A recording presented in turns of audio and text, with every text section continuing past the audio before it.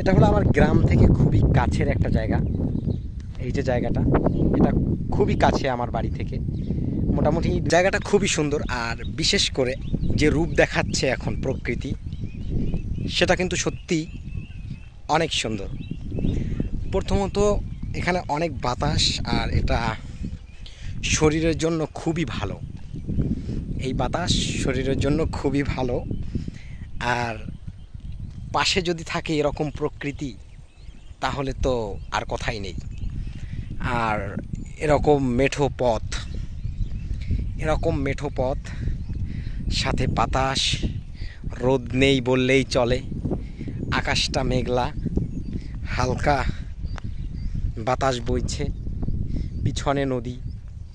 আর কি বলবো, এরকম গ্রামীণ পরিবেশে সত্যি অন্যরকম একটা ভালো লাগা কাজ করছে আমার, তাই আপনাদের সাথে শেয়ার। আর এই দিকটা যদি দেখাই, এই দিকটা আমি একটু ঘুরে দেখাই।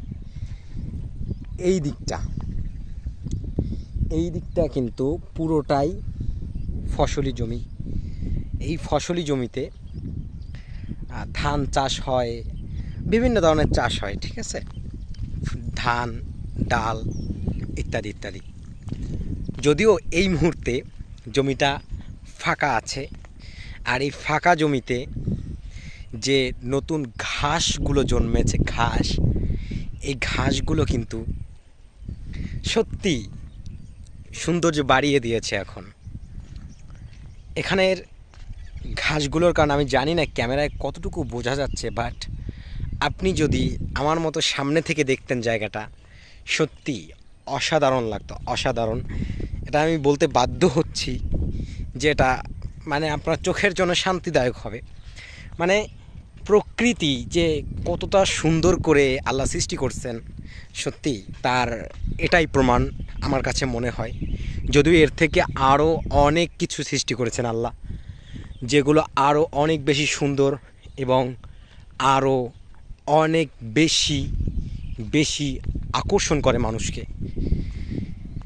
যাই হোক, তো আমার এখানের যে অবস্থাটা, এই দিকটা যদি দেখেন, যে জঙ্গল, আমার ইচ্ছা আছে এই জঙ্গল এক্সপ্লোর করার, বাট কখনো সময় হয়ে ওঠে না। এটা হলো আমার গ্রাম থেকে খুবই কাছের একটা জায়গা। এই যে জায়গাটা, এটা খুবই কাছে আমার বাড়ি থেকে, মোটামুটি 2-3 কিলোর ভিতরে, ঠিক আছে। সো এই জায়গাটা অসাধারণ লাগছে। আমি জানি না আপনাদের কাছে কেমন লাগছে, বাট এই জায়গাটা আমার কাছে কিন্তু অসাধারণ লাগছে। বলুন তো কেমন লাগছে আপনাদের কাছে, একটু কমেন্ট করে জানান তো, দেখেন তো কেমন।